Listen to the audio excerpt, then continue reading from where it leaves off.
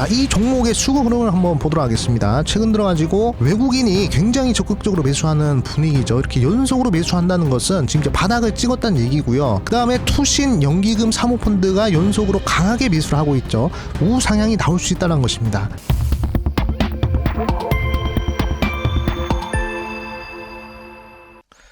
네, 반갑습니다. 개인 투자분들 수익민입니다. 연휴 잘 보내고 계시죠? 자, 오늘은 국제유가 충격 폭락, 하반기 주식시장 본격 상승합니다. 이 세 종목 쓸어 담으세요 라는 주제로 영상을 준비하게 되었습니다. 자, 바로 영상 시작하도록 하겠습니다. 자, 일단은 국제유가가 이제 큰 폭으로 하락을 했는데 거의 뭐 4년 만에 최저치 수준이다라고 이야기를 하고 있습니다. 일단은 오펙에서 5월달에 이어가지고 6월달도 증산을 좀 하겠다라고 이렇게 이야기를 했습니다. 사실 이렇게 연속으로 증산을 언급한 적이 많이 없는데 이렇게 연속으로 증산을 하기 때문에 공급이 확 늘어나잖아요. 그렇게 되면 당연히 공급이 늘어나면 가격은 내려갈 수밖에 없는 그런 이제 부분이다라고 보시면 될 것 같습니다. 자, 사우디 같은 경우에는 유가가 빠지면 국가 예산에도 문제가 생겨요. 그렇기 때문에 이런 부분들에 있어서 어려움을 겪고 있다라고 이야기를 하고 있는데 이런 부분에 있어서도 지금 현재 증산을 발표했다는 것은 굉장히 이례적이다 이렇게 이야기를 하고 있습니다. 일각에서는 지금 현재 사우디가 미국과의 협상을 위해서 선물을 던졌다라고 이야기를 하고 있습니다. 지금 트럼프 같은 경우에는 여러 국가들의 관세를 때려놨기 때문에 관세 때문에 이제 물가가 올라갈 수가 있단 말이죠.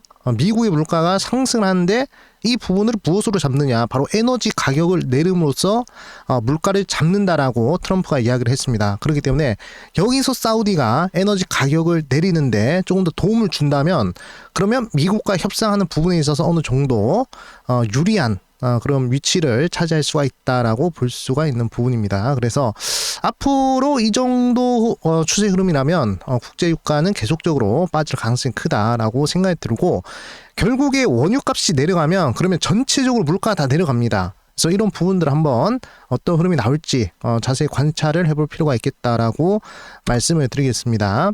자, 그리고 이번에 베센트가 이제 연설을 했습니다. 미국 재무장관 베센트가 뭐라고 이야기를 했냐면, 일단은 트럼프 경제 전략에 대해서 조금 더 세부적으로 얘기를 했는데, 일단은 이제 1단계 무역 협상을 하고요. 그 다음에 감세 정책을 하고, 세 번째로는 규제를 완화해서 미국의 일자리와 경제를 튼튼하게 만들겠다 이렇게 이야기를 했습니다. 그래서 조금 더 자세히 좀 들여다보시면, 일단은 이제 관세를 통해서 외국과의 무역을 다시 협상을 한다라고 이야기를 하고 있습니다. 그리고 미국의 공장을 살리려 하고 있다라고 이야기를 하고 있죠. 자, 미국의 제조업을 살리겠다라고 이야기를 하고 있습니다. 자, 그 다음에 이제 세금을 줄여가지고 사람들이 돈을 더 쓰고 기업들이 투자를 더 많이 하게 할 예정이다라고 이야기를 하고 있습니다. 자, 트럼프의 그 정책이죠. 가장 대표적인 정책이 바로 세금을 줄여주는 정책인데, 세금을 줄이면 사람들이 소비가 늘어나고 기업이 투자를 더 많이 하게 되는 그런 효과가 나온다라고 이야기를 하고 있습니다. 자, 그리고 이제 세 번째로는 복잡한 규제를 없앤다라고 이야기를 하고 있습니다. 최근 들어가지고 이제 뭐 AI 규제라든지 의료 규제라든지 이런 부분들이 굉장히 많죠. 그러니까 산업 발전에 있어서 가장 걸림돌이 바로 이제 규제다 이렇게 이야기를 하면서 반도체라든지 AI 같은 미래 기술 산업 부분에 있어서 계속적으로 성장을 촉진시킬 예정이다 이렇게 이야기를 하고 있습니다. 이 모든 정책과 함께 미국 일자리와 경제를 튼튼하게 만들 것이다 라고 이야기를 하고 있습니다.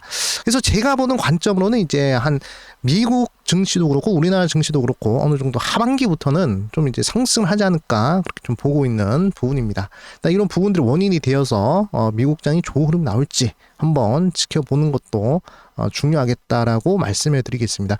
일단 저는 개인적으로 그렇게 생각을 해요. 일단 베센트가 이 재무장관이 된 그 이유 자체가 사실 트럼프의 이 진영과는 좀 반대되는 인물이거든요. 사실 베센트는 게이입니다. 그렇기 때문에 트럼프가 이 채용을 하기에 좀 무리가 있었단 말이죠.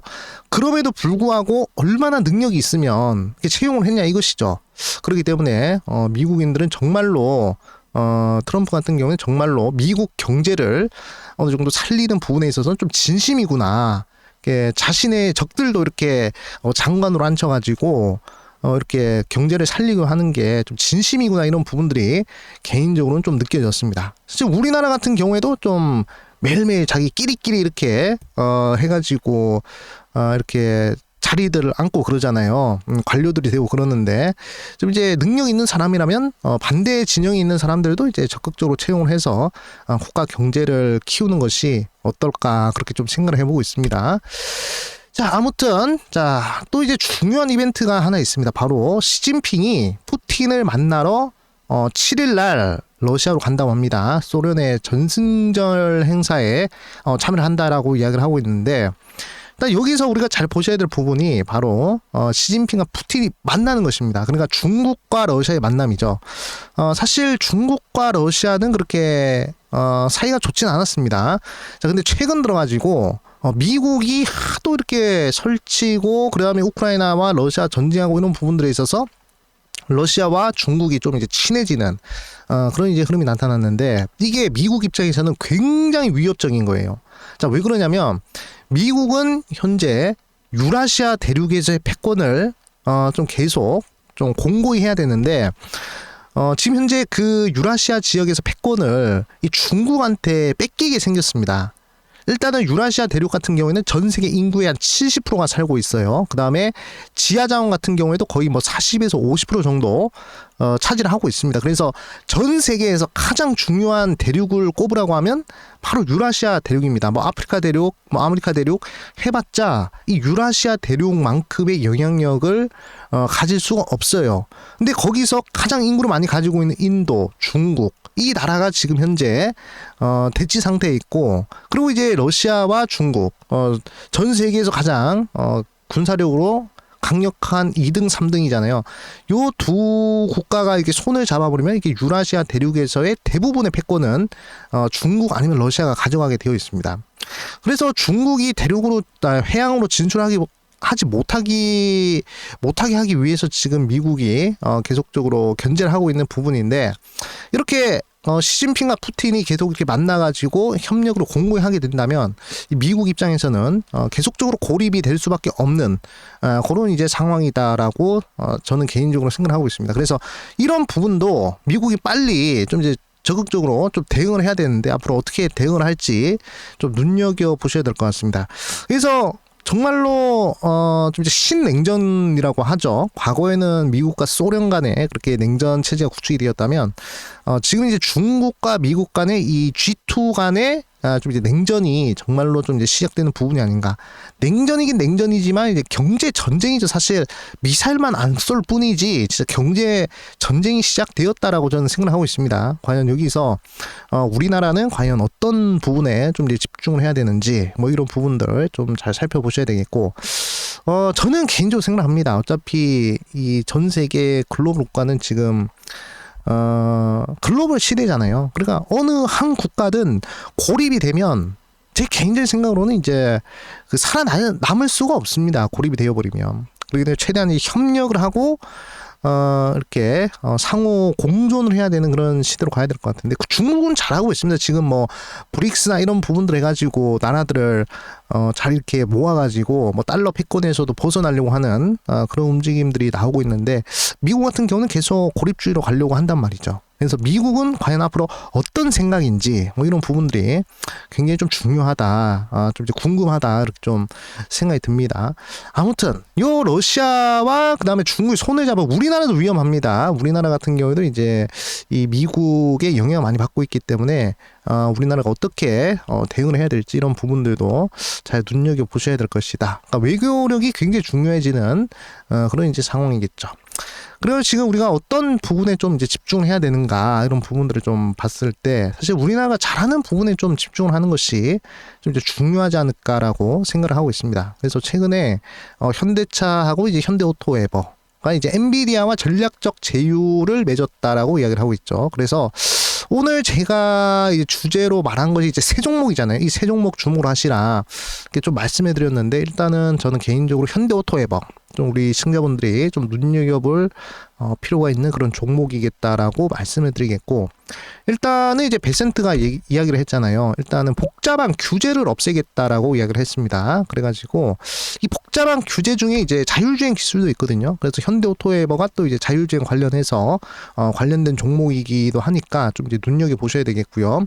자, 그리고 두 번째로는 이제 제우스입니다. 디스플레이 반송 로봇 대규모 수주 기대에 좀 이제 상승했다라고 이야기를 하고 있는데, 자, 제우스라는 종목도 좀 한번 눈여겨 보시고요. 자, 그다음에 이제 이번에 체코 원전 수주를 했잖아요.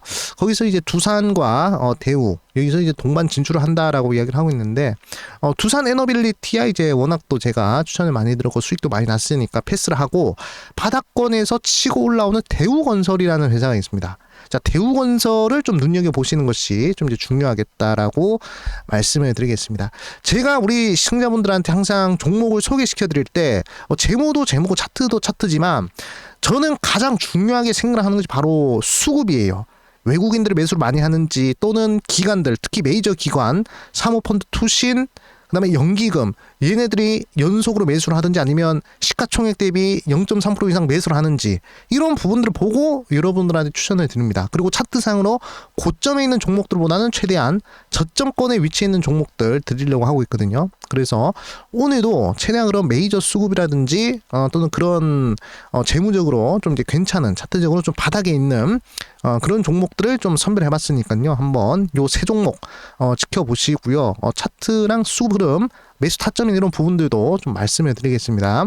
자, 그 전에 일단 저희 수익맨 채널이 100% 무료로 텔레그램 방을 운영하고 있습니다. 여기서 많은 컨텐츠를 100% 무료로 장중에 여러분들과 공유를 하고 있습니다. 그래서 첫 번째로는 장전 주요 뉴스 정리를 해서 여러분들한테 관련된 종목들과 그다음에 대장주들 어떤 부분들이 있는지 좀 소개시켜드리고 있어요. 그러니까 한 2,000개, 3,000개 종목을 한 20개, 30개로 압축을 하루하루 시켜드리는 그런 데이터 쌓아가고 있고요. 그 다음에 매수 타점에 대한 연구와 급등주 공통점에 대한 분석하고 있습니다. 그리고 메이저 수급들을 추적하고 있어요. 연기금, 사모펀드, 투신, 얘네들이 종목들 간의 시가총액 대비 0.3% 이상 하는지 안 하는지, 그런 부분들을 조사를 해서 여러분들과 공유를 하고 있습니다. 그래서 이런 부분들을 함께 좀 이제 받아보고 싶다 하시는 분들은 댓글창 상단에 링크가 있어요. 그 링크를 터치를 하시고 텔레그램 방에 입장을 해주시면 될 것 같고요. 자, 그리고 제가 오늘 그리고 내일 강의를 준비를 하고 있습니다. 특별 강의, 한 달에 한 번씩 하는 강의 준비를 하고 있고요. 텔레그램방 내에서만 강의를 하고 있습니다. 그래서 텔레그램방 들어오셔야 여러분들이 이 강의를 시청하실 수가 있습니다. 그래가지고 주제는요, 30만 원으로 70억으로 만든 슈퍼 개미의 핵심 매매법 5가지를 제가 제 나름대로 해석을 해서 여러분들한테 전달해 드릴 것이고요. 내일은 주식책 100권을 읽고 정리한 직장인들의 성공 매매법, 요 부분을 제가 공유를 할 예정입니다. 자, 아무튼 필요하신 분들은 댓글창 상단에 링크 터치를 하시면 될 것 같습니다. 자, 그러면 이제 차트 흐름 한번 보도록 하겠습니다. 자, 일단은 이제 현대오토웨버 한번 보도록 하겠습니다.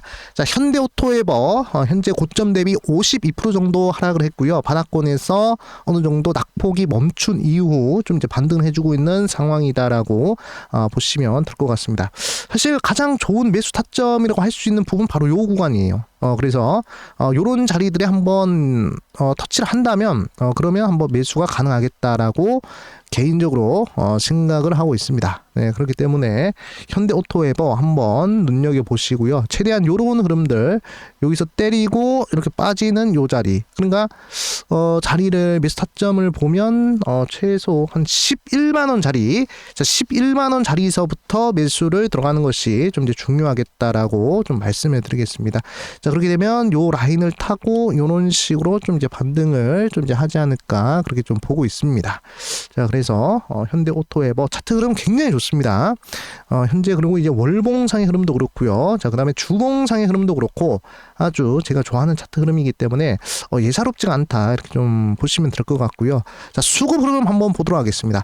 저는 항상 강조드리지만 개인들이 매수하는 종목들보다는 이렇게 기관들 또는 외국인들이 매수하는 것을 좋아한다라고 말씀드렸죠. 그리고 외국인들 중에서 기관들 중에서도 투신, 연기금, 사모펀드, 이 수급 주체들이 연속으로 매수하는 또는 시가총액 대비 0.3% 이상 매수하는 그런 종목들을 좋아하는데 지금 충분히 투신 연기금 사모펀드가 연속으로 매수해주고 있는 부분, 그 다음에 외국인들이 최근 들어가지고 1, 2, 3, 4, 5, 5월 연속 매수를 해주고 있는 부분이기 때문에 수급적으로 봤을 때 굉장히 괜찮다. 최근에 개인들 많이 팔고 있죠. 그래서 어느 정도는 이제 바닥권에 위치해 있는 자리다라고 보시면 될 것 같습니다. 뭐 재무적 흐름을 보셨을 때에도 뭐 ROE나 이런 부분들 10이 넘어가기 때문에 뭐 크게 문제가 없고 계속적으로 실적 증가하는 흐름도 여러분들이 확인을 할 수가 있을 것입니다. 그래서 현대오토웨버 한번 눈여겨 보시길 바라겠습니다. 고점 대비 한 50% 정도 하락을 했기 때문에 부담 없는 그런 자리다라고 생각됩니다. 자, 두 번째 종목 보도록 하겠습니다. 제우스입니다. 저는 항상 강조드리지만 고점 대비 30% 이상 빠진 종목을 가장 긍정적으로 보고요. 고점 대비 60% 70% 빠진 종목은 굉장히 적극적으로 공격적으로 투자를 하는 그런 성향이다라고 좀 말씀을 드리겠습니다. 자, 그래서 제우스도 현재 고점 대비해서 한 44% 정도 하락을 했고요. 최근에 거의 뭐 56% 정도 하락을 했다가 증시가 반등하면서 살짝 상승하는 그런 모습이 나타나는 그런 종목입니다. 자, 그래가지고 추세 라인을 한번 끄어보도록 하겠습니다. 자, 그래가지고 제가 가장 좀 긍정적으로 보는 그런 이제 추세 라인 때는 이런 식으로 해서 요 구간, 요 추세 라인을 한번 때려주고 이렇게 반등하는 흐름, 요런 흐름이 가장 이상적인 그런 흐름이 되지 않을까라고 저는 개인적으로 생각하고 있습니다. 그래서 한 여기서부터 여기까지가 한 4개월 정도 되거든요. 4개월 정도 되니까 4개월 정도 이렇게 횡보를 하는 부분에 있어서 여러분들이 적극적으로 순매수를 한번 진행해 보신다면 그러면 충분히 괜찮은 괜찮은 결과가 나오지 않을까 그렇게 좀 보고 있고요. 일단은 요 추세선에 이게 가까워졌을 때 좀 매수를 하는 것이 좀 이제 중요하겠다라고 생각됩니다. 그래가지고 그 가격대는 12,000원 자리입니다. 자, 12,000원 자리에서 한번 공략을 해보시는 것이 중요하겠고요. 일단 월봉상 흐름도 괜찮습니다. 자, 월봉상, 그 다음에 주봉상, 일봉상 다 전체적으로 흐름이 괜찮기 때문에 한번 공략을 해볼 만한 종목이다라고 말씀을 드리겠습니다. 자, 수급적인 부분에 있어서는 그렇게 크게 좀 문제될 만한 부분은 없네요. 일단 특이사항은 없고요. 일단은 최근 들어가지고 외국인들이 연속으로 3거래 정도 매수를 했는데 그렇게 큰 매수세는 아니다 이렇게 좀 보시면 될 것 같습니다. 자, 앞으로 이제 투신이나 연기금, 그다음에 사모펀드 쪽으로 해서 연속 순매수가 들어오는지 좀 이제 보셔야 되겠다라고 말씀을 드리겠고, 뭐 재무적 흐름을 봤을 때 뭐 전혀 문제될 만한 부분들 없죠. 굉장히 흐름이 나쁘지 않은 그런 이제 흐름이다라고 보시면 될 것 같습니다. 자, 그리고 이제 뭐 ROE나 이런 부분들 굉장히 좀 이제 긍정적인 그런 이제 부분이다라고 보시면 될 것 같습니다. 자, 마지막으로 이제 대우건설 한번 보도록 하겠습니다. 자, 최근에 이제 제가 강조드렸던 건설주 중에서 이제 현대건설이 있었죠. 자, 현대건설 같은 경우는 이제 건설주라고 보기보다는 이제 SMR이나 또는 원전 이쪽으로 이제 눈여겨 보셔야 된다. 이쪽으로 해서 이제 매출이 크게 나타나고 뭐 IR이라든지 또는 산업 보고서라든지 뭐 이런 부분들 보시더라도 굉장히 원전과 SMR에 대한 내용이 많다 이렇게 말씀을 드렸습니다. 그래서 현대건설을 보시면 흐름이 굉장히 좋아요. 제가 강조드리고 난 이후로부터 제가 요쯤에서 강조드렸죠. 그러고 나서 계속 우상향을 하고 있는데 이게 월봉상 흐름으로 봤을 때는 아직도 이제 저점이라는 것입니다. 그래서 지금 대부분 이 건설주들이 대부분 이제 저점을 그리고 있는 부분이기 때문에 대우건설도 지금 고점 대비 80% 빠졌어요. 거의 고점 대비 한 87% 9% 빠졌거든요. 그렇기 때문에 충분히 좀 이제 눈여겨 보셔야 되겠다라고 말씀을 드리겠고, 뭐 요즘에 건설주들 어려운 거 아니냐, 이거 망하는 거 아니냐 이렇게 생각들 할 수도 있는데 사실 건설주들이 이제 중소형 건설사들은 굉장히 어려워요. 그런데 이제 어느 정도 수주 잔고가 있고 현금을 가지고 있는 그런 건설사들은 결국에는 망하지 않습니다. 대신에 끝까지 해서 살아남는 그런 건설사들은 이 건설 산업을 모두 다 먹어버릴 수가 있어요. 그래서 제가 생각하는 앞으로 5개 메이저 건설사들, 그런 회사들이 우리나라 건설 경기 산업을 그냥 다 먹어치울 것 같아요. 그중 하나가 바로 대우건설이다 그렇게 좀 보고 있습니다. 그리고 대우건설도 최근 들어가지고 저 원전이나 SMR 쪽으로 해서 굉장히 적극적으로 투자를 하고 있기 때문에 좀 한번 눈여겨볼 필요가 있는 그런 종목이다라고 생각을 하고 있습니다. 자, 보시면 최근 들어가지고 연기금이 연속적으로 매수를 하고 있습니다. 자, 사모펀드나 투신도 매수를 하고 있고요. 외국인들도 지금 연속으로 4거래 정도 순매수를 해주고 있는 그런 상황입니다.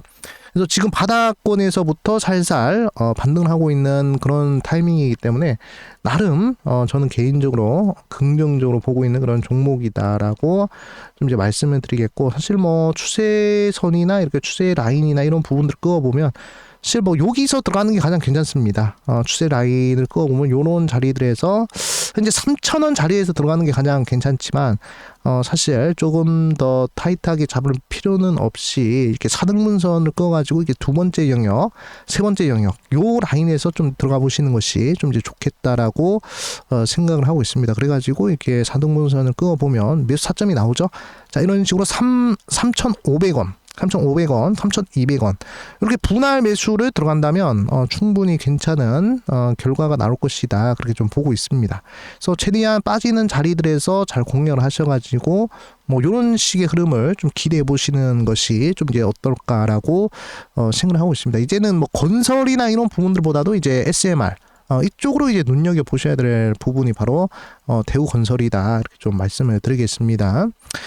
자, 그래가지고 이제 뭐 재무 흐름이나 이런 부분들도 한번 보도록 하겠습니다. 자, 재무 흐름들을 보면 아직 뭐 망할 만한 그런 재무 흐름은 아니죠. 자, 분기 실적으로 봤을 때도 뭐 그렇게 좀 문제될 만한 부분들은 없다. 아직 뭐 부채율이 중요하죠. 사실 최근 들어가지고 건설사들 뭐 부채비율 500%, 600% 이렇게 넘어가는 그런 건설사들 많은데 뭐 아직까지는 그래도 한 200%대로 좀 이제 나오고 있고요. 그다음에 뭐 분기적으로 봤을 때도 최대한 뭐 200% 내외에서 관리를 지금 잘해주고 있는 그런 이제 상황이다라고 보시면 될 것 같습니다. 지금이야 건설 경기가 어렵지만 앞으로 좀 개선될 수 있는 분위기 나올 수 있으니까요. 어차피 살아남는 회사가 모든 걸 다 독식을 합니다. 그래서 대우건설도 그런 식으로 될 수 있을지 한번 눈여겨 보도록 하겠습니다. 네, 그래서 오늘은 이렇게 세 종목 정도 알아봤습니다. 현대오토웨버, 그 다음에 제우스, 대우건설 이렇게 알아봤습니다. 네, 여러분들 한번 어떤 흐름이 나올지 앞으로 잘 지켜보도록 하시고요. 네, 오늘은 여기서 마무리를 하도록 하겠습니다. 네, 영상 끝까지 시청해 주셔가지고 대단히 감사합니다. 수익!